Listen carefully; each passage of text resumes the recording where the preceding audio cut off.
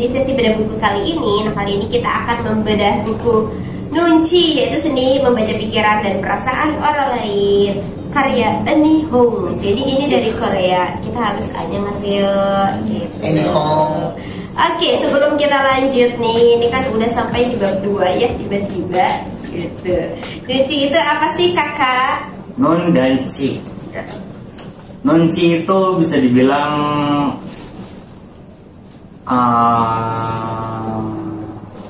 seni membaca pikiran dan perasaan orang lain. nah itu dia. Benar. Oke, Nunci itu yang di sini ya, dia tuh merupakan suatu bentuk kecerdasan emosional yang dapat dipelajari oleh siapapun. Oke, jadi ini salah satu EQ, emotional Q.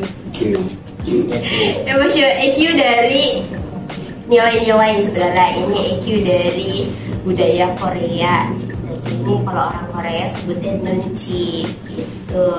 Oke, nah kali ini kita akan langsung nih membahas untuk bab 2, yaitu Kesaktian bangsa Korea. Nah, ternyata Nunci ini adalah salah satu bentuk kesaktian bangsa Korea. Boleh dijelasin nggak kenapa sih Nunci itu disebut sebagai kesaktian bangsa Korea? Sedikit sih yang saya tadi baca, sesuai relevan sama judulnya, bahwa ada satu hal yang membuat bangsa Korea menjadi punya kesaktian, bahasanya kayak gitu. Kalau saya baca ada satu konsep Nanci yang diterapin sama bangsa Korea, khususnya sama masyarakatnya, yang dimana tadi dibilang Mas Asep bahwa Nanci adalah cara kecerdasan yang dimiliki oleh semua orang untuk membaca pikiran dan perasaan seseorang. Dari mungkin lengkap nanti ada di kita bedah juga ya. Di sini saya yang dapati bahwa ada beberapa kisah dari tokoh di Korea pada zaman Perang Dunia Kedua, di mana Korea adalah suatu negara yang kecil di tengah-tengah negara Cina dan negara Jepang yang bisa dibilang strategis gitu loh. Negara yang strategis yang dimana peluang besar untuk dijajah sama kedua negara tersebut. Tapi masyarakat, tokoh-tokohnya khususnya punya konsep Nanci yang dimana bisa mempengaruhi penjajah dari Cina maupun dari Jepang agar tidak terjadinya sebuah kehancuran buat negara Korea tersebut. Maka bahkan sampai saat ini dengan Nanci Korea berkembang pesat gitu loh. Banyak hal yang menjadi poin besar buat Korea. Yang pertama mulai dari musik juga, terus yang kedua dari skincare ala Korea punya gitu, yang dimana kualitasnya luar biasa. Seperti itu yang saya baca. Oke, dan tadi sudah disinggung ya, Nunci ini memang sebagai salah satu pembantu kemerdekaan dari Korea, khususnya Korea Selatan ya. Sebenarnya kan Korea ini hari kemerdekaannya tuh mirip-mirip sama kita. Kenapa sih tanggal berapa ya? 16 Agustus. Pokoknya deket deh sama 17 Agustus.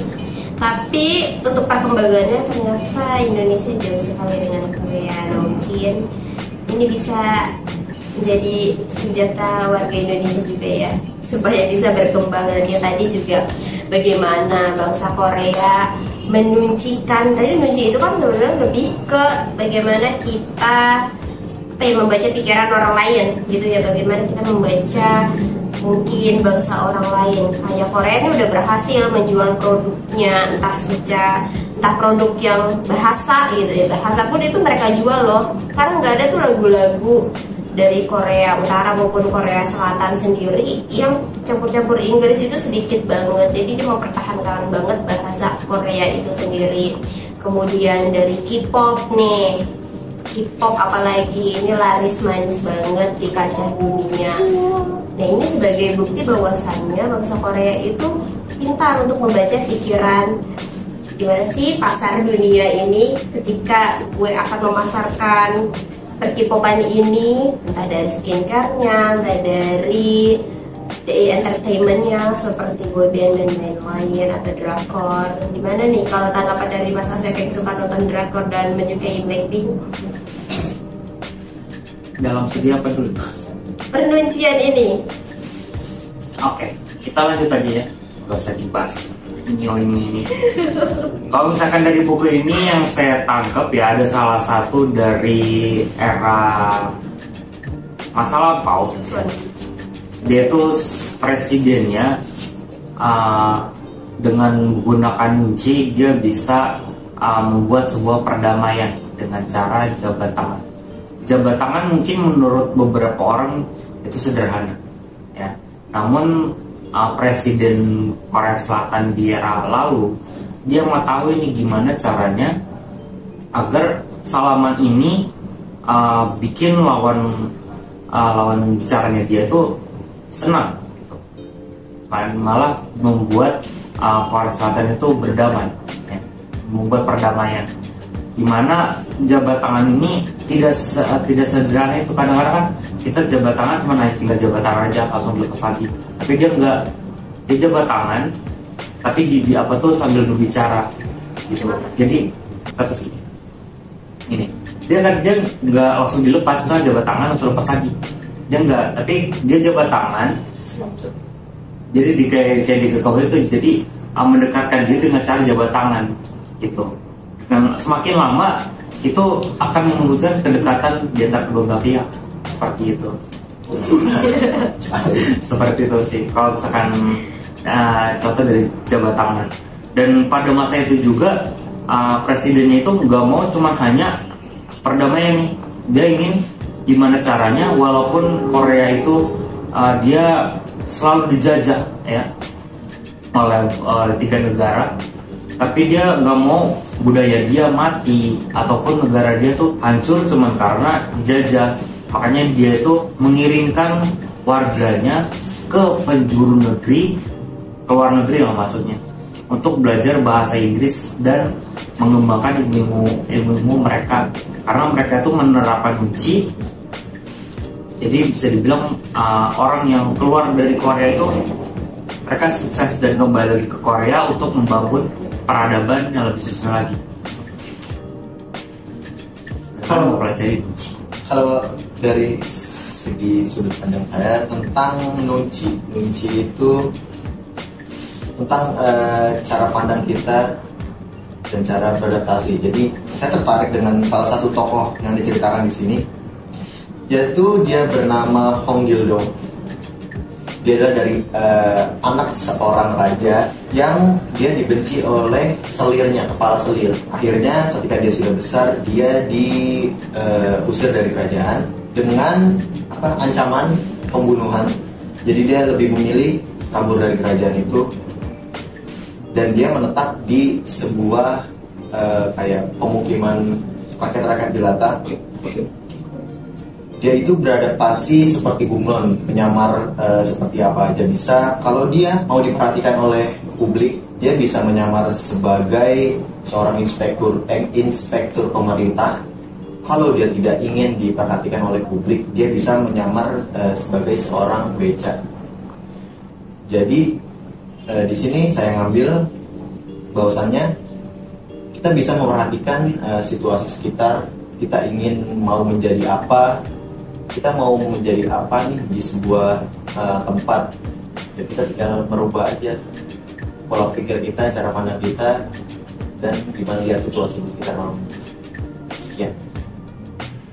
Apalagi tadi yang dikatakan Mas Arman, Hong Gil-dong ini dia tuh satu waktu kalau misalkan dia ingin sesuatu, dia akan berubah. Misalkan dia ingin dipandang orang, dia jadi inspektor. Dan ada satu waktu dia ketika tidak ingin dipandang orang, dia ingin jadi beca. Apa tuh jadi beca? Seorang beca. Beca. Dia bilang tuh beca. Gimana caranya Hong Gil-dong jadi beca? Enggak salah. Pengemudi beca. Itu yang pengemudi beca. Jangan salah salah ya. Jadi pengemudi beca, bukan beca. Kalau misalkan jadi beca berarti dia memiliki ilmu. Badannya jadi kakak. Jadi nunci ya, nujin. Oke, Jadi intinya adalah nunci itu bagaimana kita membaca pikiran dan situasi dan kondisi di sekitar kita gitu. Nah terus di bab 2 ada checklist hal-hal yang harus kita tanyakan ke diri kita. Apakah kita udah nunciable atau belum sih? Coba ya. Saya merasa kikuk mengatakan sesuatu kepada seseorang tanpa mengetahui suasana hati atau pikirannya, iya atau tidak. Ketika mau ngomong sama orang, tapi kamu nggak tahu perasaan dia tuh lagi gimana sih? Enggak sih. Sebenarnya gini, kalau misalnya dijabarin ya, ketika dari pertanyaan kita kikuk nggak sih ketika kita berhadapan sama orang lain tuh berbicara pada orang lain. Terkadang orang Indonesia tuh asal nyablak, ketemu sama orang ya udah langsung tanya aja. Iya. Ya, tanpa memikirkan. Tapi kan kalau dihitung itu berarti balik lagi tradisi atau kultur suatu negara. Kan jadi nggak bisa meratain antara kultur di Indonesia dan kultur di luar negeri. Terkadang kan punya ini kita udah paham soal kayak gini. Jadi memang karena kulturnya seperti ini jadi hal biasa, hal tabu. Iya, makanya kan bisa dibilang kan nunci ini hanya bisa dipakai oleh orang Korea, karena bisa dibilang kalau misalkan yang saya dengar dari beberapa narasumber terkenal ya, kalau misalkan di Korea itu dia nggak bisa kayak apa tuh, kalau misalkan di Indonesia kan kita saling saling menatap aja, kita bisa menimbulkan kedekatan. Iya. Misalkan kita natap orang nih, kita senyum, pasti dibalik senyum. Tapi kalau orang Korea karena saking sombongnya, ditatap dia malah jadi ribut. Itu tidak bisa. Makanya nunci mereka sama sikap kita ya berbudaya di Indonesia itu jauh sangat berbeda seperti itu. Makanya tidak bisa kita sebagai orang Indonesia menerapkan nunci. Sebenarnya bisa sih. Cuman bisa dibilang kita lebih jago dari nunci mereka. Secara general ya, maksudnya bagaimana kita melihat kondisi dan situasi, entah lingkungan, entah orang gitu perasaannya. Ini mungkin kalau kita ambil sebenarnya bisa, tapi secara general. Nah tadi kan kayak perbedaan budaya. Kalau misalnya kita sih pasti ada ya kayak hierarki, kayak panggilan kak, mas gitu, sama kayak di Korea juga. Walaupun kalau di Korea itu lebih ribet gitu. Kayak misalnya om dari ibu manggilnya apa, om dari bapak apalagi beda-beda sebutannya. Kalau kita kan sama-sama aja kayak tante, pak de, bule gitu doang kan, mau dari bapak mau dari ibu. Nah itu kalau misalnya kita mau ngikutin banget nunci Korea ya memang susah kalau disatukan dengan budaya tadi. Tapi kalau secara general memang sama aja. Ya sama aja, gimana sih kita punya rasa empati ke kondisi orang gitu, ke perasaan orang, udah begitu. Kalau di nunci ini, makanya gimana sih kita kehidupan sosial ini kan kayak harus ya sama-sama saling ngerti gitu kan. Nah dengan nunci ini nantinya akan membantu kita gitu loh, ya udah. Jadi kita kedua belah pihak itu sama-sama enak gitu. Jadi lu enak, gue enak.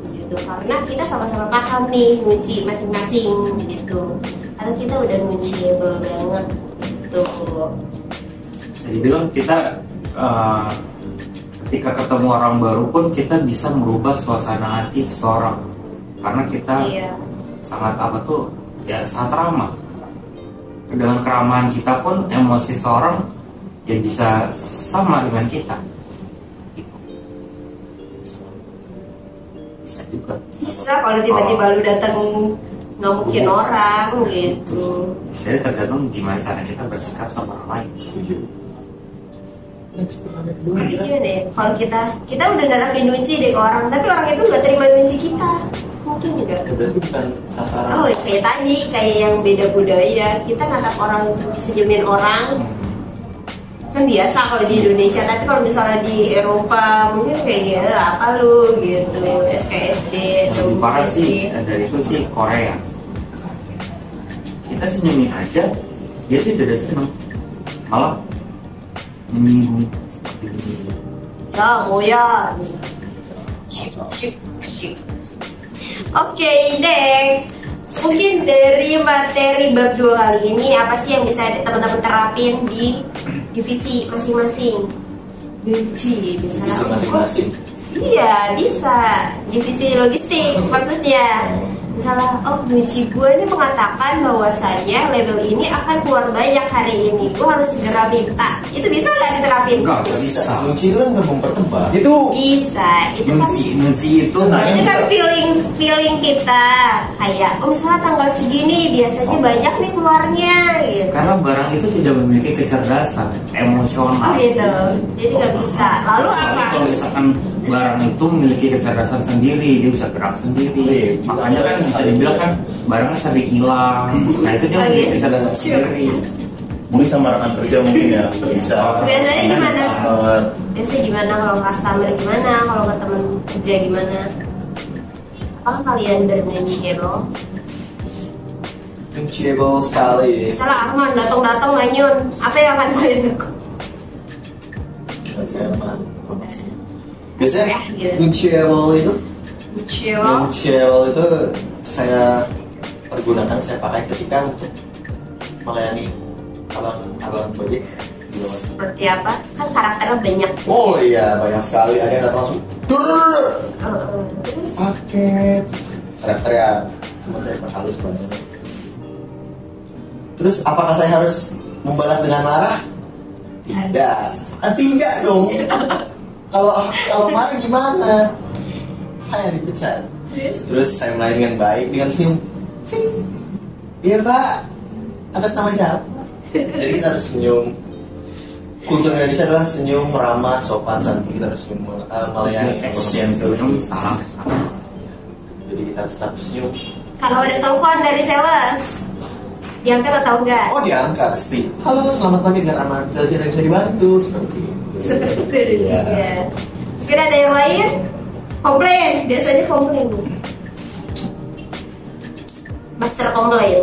Kalau dari komplain sih bukan karena saya ya, karena itu dari mereka, dari asli sebelah yang ngatur. Jadi saya cuman eksekusi aja. Jadi tidak ada nunci di sana karena saya langsung berhadapan dengan barang yang tidak memiliki emosi. Mungkin kalau misalkan label yang memiliki emosi, mereka pasti akan kesel. Iya. Karena tidak dikasih pelindung, Sakit badan gue. lempar-lempar. Kalau Mas Idris gimana nih aplikasiinnya di dunia kerja? Sebenarnya kalau sama dengan karena kita nggak hadapin customer-nya cuma Gojek, yang dimana Gojek datang ke tempat kita untuk ngambil, untuk pick up barang. Dan terkadang dengan emosionalnya mereka yang di luar sana seperti apa kita nggak tahu. Kadang datang tiba-tiba marah atau emosi, ya kita nyikapinya dengan tenang kan, bisa kita sikapin dengan biasa saja. Penuhi apa yang dia mau, kelar, nggak termakan atau nggak terbawa sama emosi. Oke, kita balikin pertanyaannya ke Mbak Rati, yang dimana Mbak Rati ini dari bagian pembelian guys, yang dimana setiap hari itu Mbak Rati selalu berhubungan dengan vendor untuk apa tuh beli barang, ya, mendatangkan barang. Pastikan Mbak Rati ini selalu menerapkan nunci di setiap ngobrol sesi berbincang-bincang dengan para pelanggan. Gimana? Iya, jadi setiap harinya karena saya sudah memahami ya karakter masing-masing dari supplier tersebut. Jadi kadang ini kalau lama berarti gini, kalau responnya lama berarti saya harus begini, kalau cepat saya harus begini. Terus kemudian kalau ada salah kirim barang, dia lagi berarti saya harus emosi gitu. Jadi supaya apa? Supaya kita punya bargaining power. Berarti di setiap situasi itu kita harus marah-marah ke orang guys ya. Dikrop lupa. Lupa untuk menjadi nunci yang terbaik adalah marah-marah. Marah-marah. Dong. Ini yang GoPro tuh ini dong. Yang tadi nggak GoPro, apa masih GoPro? Dia bisa tahu bagaimana susahnya di pembelian. Mereka tuh harus punya emosi yang meluap-luap agar vendor tuh nurut sama kita. Seperti itu Ya, berarti kalau Mas Asep nanti udah jadi tim procurement nih, dia akan darah tinggi setiap hari karena memiliki Nunci yang meluap-luap seperti tadi. Betul. Oke, dan kita sudah di penghujung bedah buku kali ini. Seru banget ya teman-teman. Ternyata kita jadi tahu bagaimana kunci orang Korea menjadi sukses dan merdeka. Walaupun kata Mas Asep kita susah untuk menerapkan yang sama persis dengan bangsa Korea gitu. Nah, semoga teman-teman Semanggi University bisa mengambil pelajaran dari bedah buku kali ini dan bisa mengaplikasikannya. Atau boleh ditambah-tambah di kolom komentar, Nunci versi kalian itu apa sih? Apakah cuma membaca pikiran situasi orang lain, atau ada yang lain yang boleh sharing juga di kolom komentar. Terima kasih, sampai jumpa.